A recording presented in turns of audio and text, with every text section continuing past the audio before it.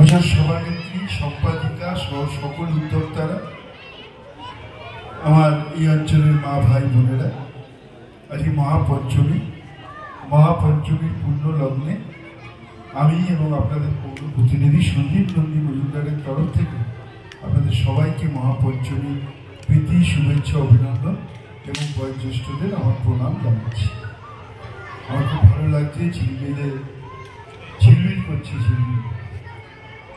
আলোয় আলোয় আলোকিত হয়েছি। মা এসছেন ঘরে, কিন্তু মা আজকে মূর্তি এসছে। মা ধরাতলে আসবেন সপ্তমীর দিন। তার আগে